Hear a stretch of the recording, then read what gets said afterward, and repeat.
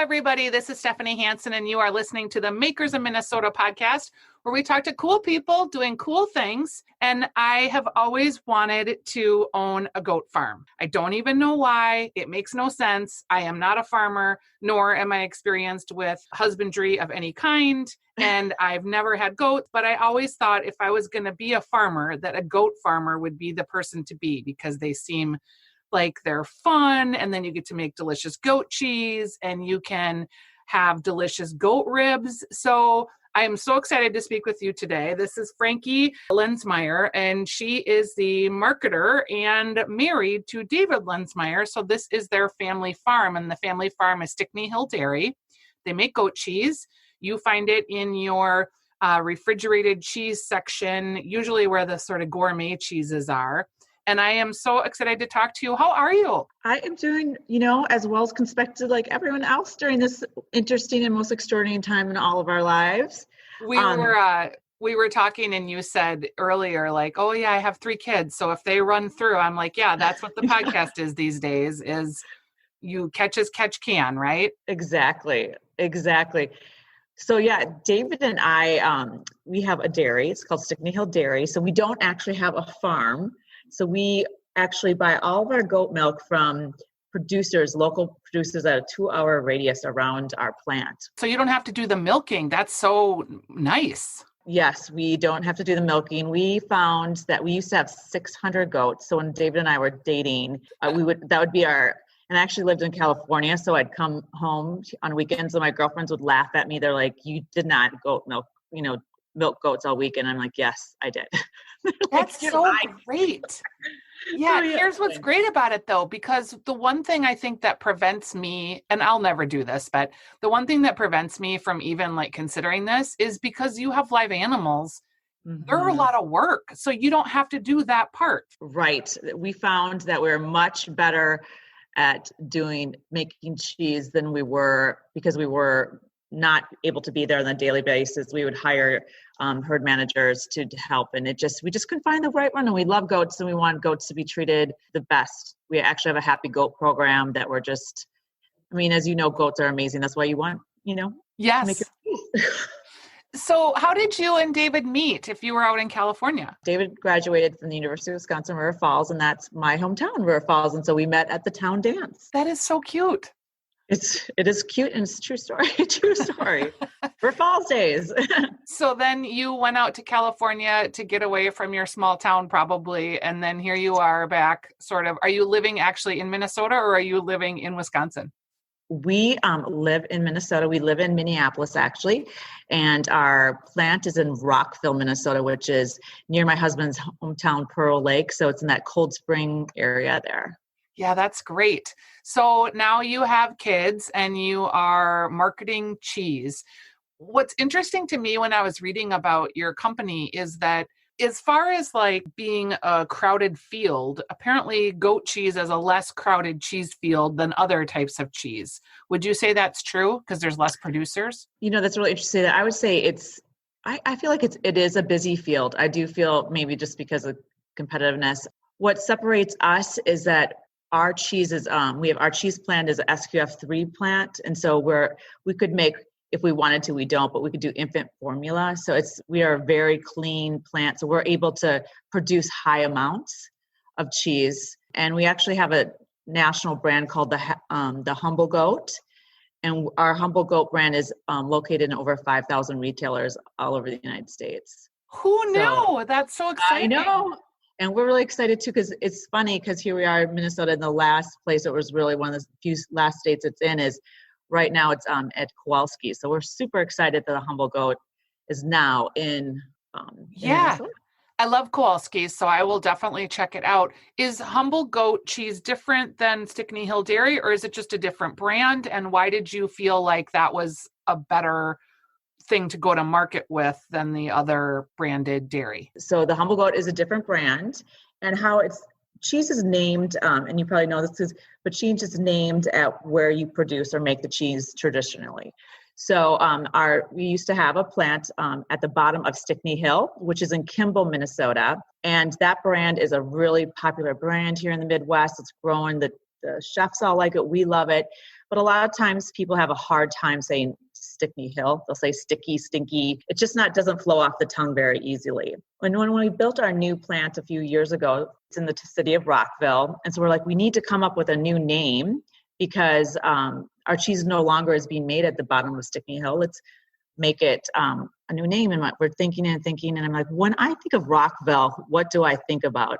And I think of the humble people. So hence the humble goat. That is a great name. And what a good marketer you are to think about it in those contexts. So your Stickney Hill dairy cheese has been really popular. I see it all over. You've got lots of different varieties. You've also got a feta that you guys sell, I believe, that I've picked up. Is that correct? Yes, that's seasonal. We don't currently have it right now, but yes, we love our feta. Yeah, and I love feta cheese. A Greek salad is like my jam. So when you decide to redo this brand and to make it more so that you can sell it nationally, do you work with a distributor or did you have to call and start beating down the doors in other markets? How did that all work? Great question. And yes, we work with distributors. And we had a lot of people coming to us, mainly the SQF3 were one of the few, with food safety and quality, it is so huge, especially when you're marketing it to a national space. They were coming to us. Lots of people were coming to us for our product, which was great. And we're award winning. It's such a beautiful product. Yeah, it is. It's fantastic. So why don't more people have this SVF? I'm saying the wrong word. Yep, no, SQF, yep. Why do more people not do that if that's such a door opener for expansion? It's very hard to achieve. It's very, very hard to achieve. You have to have the extremely clean plant, all protocols written. It's not an easy achievement to get. And I think, and if lots of people that make goat cheese, which I love, they're not looking to expand. They want to keep it in their local market, which I love that too. So they don't need that. They're able to make a beautiful, clean cheese and not have that. When you met David, was that, obviously you've been with him since the beginning of the cheese making. Yep. Was it always in his mind's eye to do like big and clean and make a big brand? Always. Yes. It's a dream. So, yep.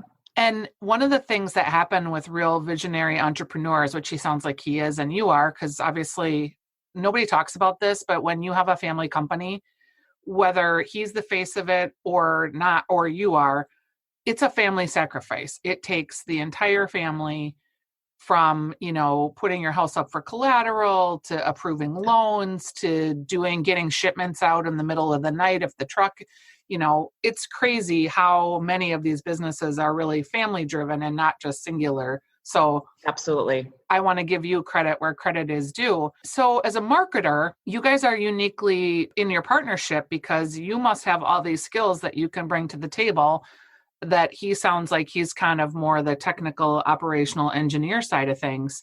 What a great pair. Thank you. Yes, we have a great general manager too that's right there at the plant, and he's fabulous. He guides us and we guide him, and it's really neat. Has anything changed production-wise with the COVID environment? Because a lot of manufacturing has been impacted by COVID cases because it's obviously spreading. Absolutely. It absolutely did. I think our ratio really switched into, we were in the restaurants. I mean, restaurants is big business for us, bulk. And that obviously all shut down at the beginning. Or decreased greatly, 90%. So we had to kind of, I hate this word, but pivot. Oh my, we all hate it, right? It's like, well, we had to do it. And it really, we were able to really grow our retail business, which takes much more because you're packaging. We have our own packaging plant. So we're packaging everything individually. So it is more time consuming in that way. But we were able to do it. And we used to not have our own crumbling line. So we brought in a crumbling line. So we didn't have to use a different partner for that part of the business. And that has helped tremendously too, because our crumbles are fabulous. Our crumbles are great for salads and for retail. And so our crumbling has really increased too. And also our application for pizzas. So we're kind of going after the pizza business too. For that. So that's excellent. So it's so funny to hear that there is such a thing as a crumbling line, because goat cheese in and of itself is fairly creamy and crumbles. But I know in packaging and in the cheese section that when people started selling crumbles, I'm under the impression that the sales of goat cheese increased by a lot. Yeah, Absolutely. As a working mom, I'm going to do it one day. I will make a recipe book from day. It's like, quick and easy goat cheese recipes, make it look pretty on your table, but it's quick. I'm all about the quick, but it tastes good and nutritious too. How do you feed your kids goat cheese? Because I think it's an acquired taste for some, and not a lot of kids have been exposed to it. So what would be like the gateway entry for goat cheese for kids? Well, ours is unique. So our daughter, none of them wanted to try it, right? We're not, and we didn't, feed it to them as babies. We didn't do that. But we had it packaged in our refrigerator, but it was in beta, so there's no label on it. So she thought, we were doing 1 ounces at the time, little snack packs. She thought it was cream cheese. So she takes it out, and it was, one of our flavors was blueberry. And so she's like, "This is amazing, Mom. What is this?" And I'm like, "Oh my goodness, this is our cheese." That's so funny. And your blueberry goat cheese is fantastic. Thank you. So, and then she had actually at the time too she's a competitive dancer, and she had a broken foot, and it was not healing very quickly. And she needed more calcium, and goat cheese naturally has more calcium. And just like Heidi, the old story of Clara, and she started eating it. And then we went back to the doctor, and she's like, it's healing. She's like, "Mom, it's the goat cheese." I'm like, "Oh, you're yes." That's a great story. I love it. So she's telling all her friends, the dancers, to eat this goat cheese, and the flavored, and they mainly do the flavor. The plain is not for them at this point, but they're little. Yeah, exactly. When you come, so you sit down at your desk every morning, what does your day-to-day look like? So currently right now, because of the situation we're in, this is another pivot. I am working part-time from home, from our home office here. And just, I think like every working from home parent right now, it's kind of, you get in, you check your emails, what's needed today at the plant, who needs me, but then you get interrupted throughout the day. So it's kind of like a 24-hour situation. Do you feel like you're working all the time and more than you were before? Some days yes, and some days no. It depends on the day.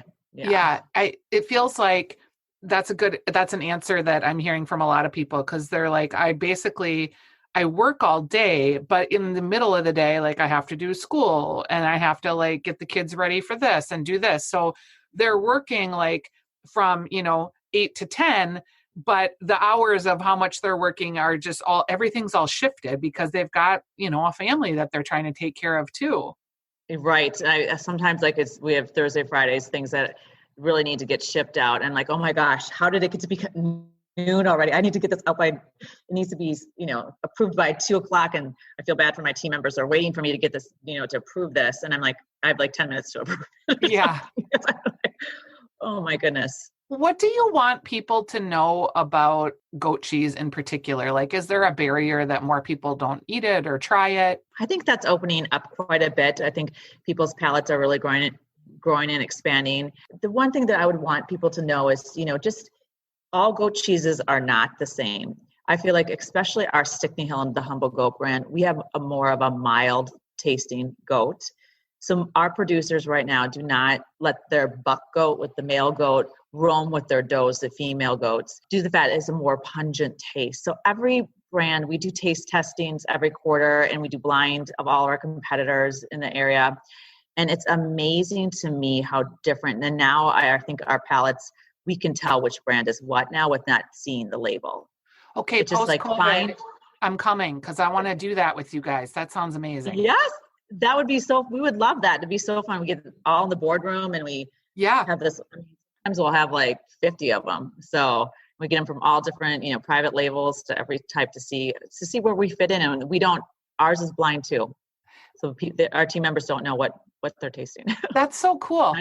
I wouldn't have thought that there would have been so much diversity in flavor, but I guess it makes sense because obviously goats are what they eat and goats are where they pasture, and that's in the milk. Exactly. And it's just now infusing these flavors too. A lot of them, you'll see all the different flavors and what you like the best.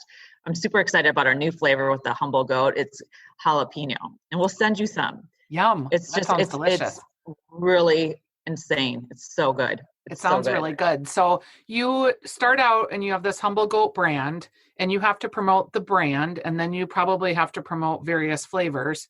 Did you put a marketing budget together and did you know I mean, I don't know. How do you determine how you're going to market in California versus Minnesota? Do you have an agency or are you just kind of grassrootsing it?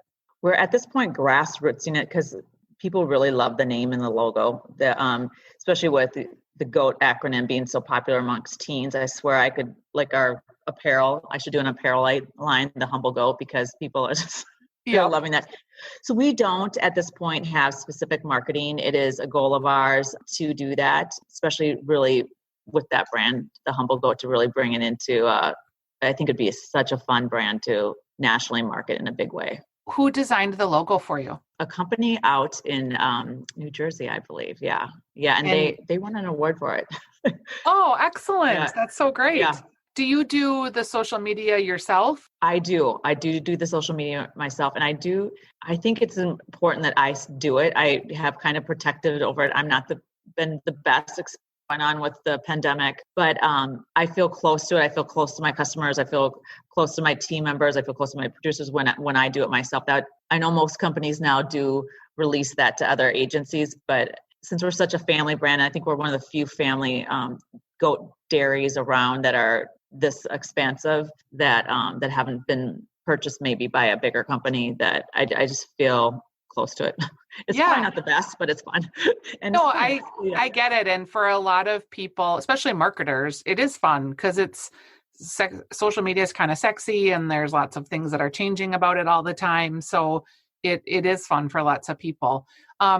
With the restaurants going dark and then coming back online and doing a lot of outdoor dining and outdoor patio and now dark again, that just has to be so hard to know how to support them and to keep up with them. What are you guys doing to help the restaurants during this time? Great question. Since we're just a couple days into it being in the close down here, the darkness, what we'll do and what we have done, and you can see it on our social media, is that we try to, especially because we're lucky we live right here in Minneapolis, that we have such amazing restaurants to our fingertips. We definitely do a lot of promotion on our social media. We'll shoot it out there with look what you can buy. For example, I believe it's Cove. They have a wonderful fried goat cheese. Yeah. And we, with the honey, or Coalition, we'll try to promote them. See these local restaurants, and they love using us, we're so grateful for them for using us. We'll do a cross promotion with them, and I try to talk to them before, hey, are you okay if I promote this? And they're like, yes. The Lynn Hall, another example. So we try to promote on social media to just take out Tuesday, or that's what we did. Yeah. It's interesting because when people think about the shutdown of restaurants, they think about the chefs and they think about the bartender and the front of the house people.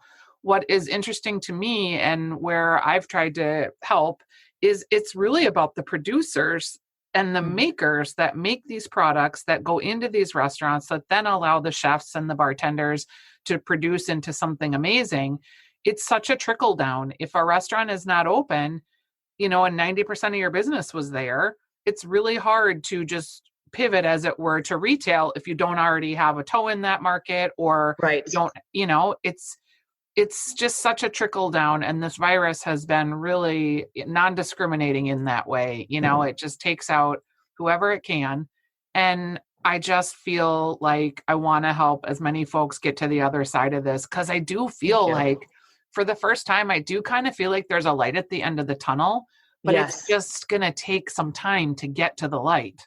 Exactly. I just, with all of our friends are do takeout to really support right now the restaurants, because our whole, restaurants are everything to Minnesotans. I mean, most people love to gather and socialize and eat, and our restaurants are so wonderful with their local products. I know. And I feel like in the last 3 years, 4 years, 5 years, we finally have recognition of what a great restaurant community we have. And the coasts pay attention to what we're doing now, finally. Yes. And I would hate to lose all that creativity and ingenuity. And in some ways, I think that's been beneficial for us, because I feel like our community is small enough that people really are trying to band together. What they did here with that central kitchen and how fast they were able to put that together with excess restaurant product. And they're still feeding, they're feeding thousands of people every single week with product that is gone unused in restaurants that has to end up somewhere. That is such a great, amazing story. It really is. It really, really is.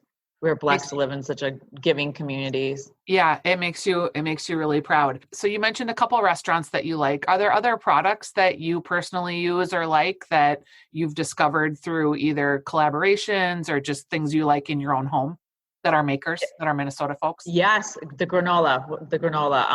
Oh my gosh, what? Gostola? Yes, Gostola granola. I actually with our Chev, I we'll wrap it, kind of roll the little 4-ounce lug in the granola.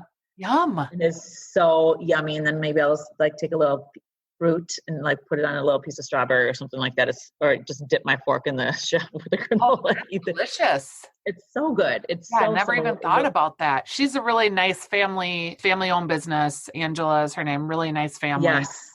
It's anybody else that you want to shout out? Yeah, the sausage, the sister of the sausages, yeah. Oh, so good. Sausage Sisters, and they are at the state fair typically. Yes. They're fabulous too. And then the fish guys. Yep. The fish guys. Yep.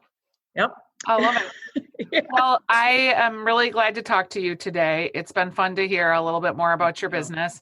As you are ramping up the Humble Goat and you've got it in Kowalski's now, are there other stores that you want to target, or you're oh, this is the next place I need to get in? Not so much here in Minnesota, because I feel like Stickney Hill Dairy, which we have such a beautiful loyal following. It's a fabulous brand, and we're in all the co-ops, and Lenz and Byerly's has been fabulous with us, especially with everything going on in the world. So shout out to them.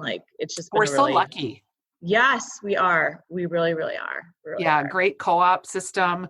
Great Lenz and Byerly's, Kowalski's, and Hy-Vee is doing a great job too. We're just lucky that we have such good grocers. So I am really excited to meet you, Frankie. It's been fun to spend time. Thank you so much. Yeah, we're grateful. Hill Dairy. Oh, so fun. Just out of curiosity, if you were going to buy your goat cheese, I would put it in mashed potatoes, because that's one of my favorite secret specialties, especially in the Instant Pot too. I don't know if you know this, that we just got one of those. Send me that recipe. I want to try it. It's fantastic. And you make the mashed potatoes in the Instant Pot, and then at the end you put goat cheese and you put a little milk, a little cream, a little butter, and it just holds. You can put the lid back on and it'll sit there for 8 hours, and they're totally warm when you're ready to serve them. It's crazy. Oh, that is in our family, kids have all been able to choose one thing that we're going to make. So it's kind of like a hodgepodge. My daughter's is mashed potatoes. So I'm going to tell her.